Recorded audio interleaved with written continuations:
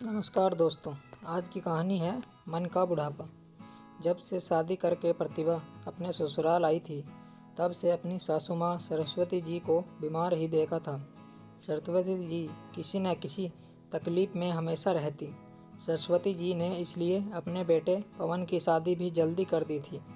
घर में बहू आ जाएगी तो घर संभाल लेगी, वरना तो भारी होते शरीर ने उन्हें और पूरे परिवार को कामवाली पर निर्भर कर दिया था। सरस्वती जी के घर में उनके पति मोहन जी और 3 बेटे पवन, आदेश और मुकेश थे। प्रतिभा पवन की पत्नी थी। प्रतिभा बहुत प्यारी लड़की थी।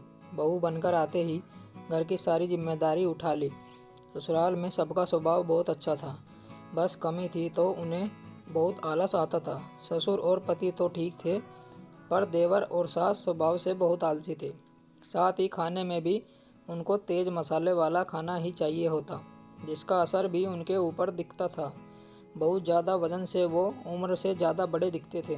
सरस्वती जी अपनी बहू से बहुत खुश थी और सबसे प्रतिभा की तारीफ करती। मेरी बहू प्रतिभा बहुत ही प्यारी है, एक पल भी चेहरे पर सिकन नहीं लाती और सेवा भी बहुत करती है। कुछ समय बाद सासू माँ के दूर के रिश्तेदार आने वाले थे। प्रतिभा बेटी, वैसे कहने को तो वो मेरी बहन लगती है, विमला दीदी, लेकिन हमेशा मुझे सगी बहन जैसा मान और प्रेम दिया है। तुम उनका भी ऐसे ही ख्याल रखना जैसे मेरा रखती हो। जी माँ जी, आप निश्चिंत रहे, मौसी जी को शिकायत नहीं होने दूंगी। विमला मौसी का परिवार लखनऊ में रहता था और मौसी जी वहीं विधवा आश्रम चलाती थी। अक्सर उनका काम दिल्ली में होता था। जब भी उनका आना होता तो वो सरस्वती जी से मिलने जरूर आती थी। अपनी सास से प्रतिभा रोज बिमला मौसी के समाज सेवा के किस्से सुनती थी, तो वो भी मौसी जी से मिलना चाहती थी। सही टाइम पर मौसी घर आ गई। उनके आने से पहले ही प्रतिभा ने सभी तैयारी कर ली थी। खाने में जैसा सबको पसंद था, वैसा ही चटपटा खाना बनाया था। विमला मौसी शांत चेहरा, होठों पे मुस्कान और सुंदर काया। प्रतिभा अपनी मौसी को देख दंग रह गई, क्योंकि कहने को तो वो प्रतिभा की सास से 3 साल बड़ी थी, लेकिन दिखती 5 साल छोटी थी। जैसी कल्पना प्रतिभा के मन में थी, वो उससे बिल्कुल अलग थी। रात के खाने में अलग अलग व्यंजन देख मौसी जी मुस्कुरा उठी। क्यों सरस्वती, तेरा चटपटा खाने का शौक कम नहीं हुआ? अब इस उम्र में क्या कम होगा दीदी, आप खाना खाओ, प्रतिभा बहुत अच्छा खाना बनाती है। सरस्वती जी के कहने पर बिमला मौसी ने खाना तो खाया, लेकिन उन्हें खाते देख प्रतिभा समझ गई कि ज़्यादा चटपटा खाना उन्हें पसंद नहीं है और उनका पेट नहीं भरा।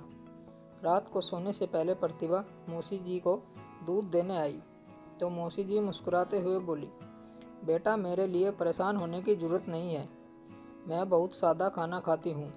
मौसी की बात सुन प्रतिभा ने हाँ में सर हिलाया। अगले दिन उठने से पहले ही मौसी उठ गई और जब प्रतिभा उठी तो मौसी बाहर टहलती नजर आई और उसके बाद भी सारा दिन छोटा मोटा काम खुद ही करती नजर आई। सुबह के नाश्ते में प्रतिभा ने उनके लिए गर्मा गर्म डोसा बनाया। उसे देख मौसी जी का चेहरा खिल उठा।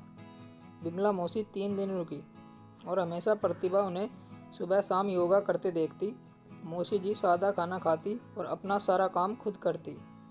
आश्चर्य से प्रतिभा कभी अपनी सास को देखती, कभी अपनी मौसी को, जो उम्र में बड़ी होने के बाद भी इतनी फुर्ती थी, हर काम खुद करती थी। वहीं प्रतिभा की सास बिना छड़ी के चल भी नहीं पाती थी। मौसी जी, आप लखनऊ जैसे शहर में रहती हैं और पैसे की भी कमी नहीं, और उम्र में भी मम्मी जी से बड़ी हैं, फिर भी आप इतनी फिट हैं। मम्मी जी बता रही थी आप समाज सेवा का काम करती हैं। इस उम्र में भी इतना काम करने की क्या ज़रूरत है आपको? आप तो आराम से रह सकती हैं, फिर इतनी भागदौड़ क्यों? प्रतिभा की बात सुन मौसी जी मुस्कुरा उठी। प्रतिभा बेटा, इंसान जब बूढ़ा होता है, जब उसकी इच्छा शक्ति बूढ़ी हो जाती है, और फिर बीमार और लाचार बनकर दूसरों पर बोझ बनने से अच्छा है खुद अपना ध्यान रखा जाए और आत्मविश्वास से भर कर रहा जाए। ज़िंदगी में दूसरों की मदद और सेवा करके जो खुशी मिलती है, वो मुझे दुगने जोश से भर देती है। प्रतिभा बहू, हम समाज में बहुत कुछ पाते हैं, तो हमारा भी कुछ फ़र्ज बनता है समाज के प्रति अपना फ़र्ज निभाने का। और कौन कहता है बुढ़ापा एक रोग है? बुढ़ापा तब रोग बनता है जब हम मान लेते हैं अपनी उम्र देख अगर मैं घर बैठ जाती तो अपने हुनर में जंग लगा लेती। साथ ही जो औरतें आज आत्मनिर्भर बनी है वो ना बन पाती। अगर मेरे हुनर को विधवा औरत सीख कर अपने पैरों पर खड़ी हैं तो इससे बड़ी खुशी की बात क्या हो सकती है मेरे लिए। मौसी जी की बात सुन प्रतिभा की सारी जिज्ञासा शांत हो गई। प्रतिभा ये समझ चुकी थी कि उसकी सास तन से नहीं मन से बूढ़ी हो चुकी है। वहीं मौसी जी ने अपनी उम्र को अपनी ज़िंदगी पे हावी नहीं होने दिया। अपनी काबिलियत का सही इस्तेमाल करके कई औरतों के जीवन में खुशियाँ के रंग भर रही है। मौसी जी की बात ने प्रतिभा के सामने जीवन के नए नज़रियों को प्रस्तुत किया था।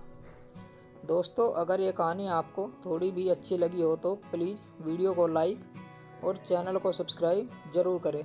धन्यवाद।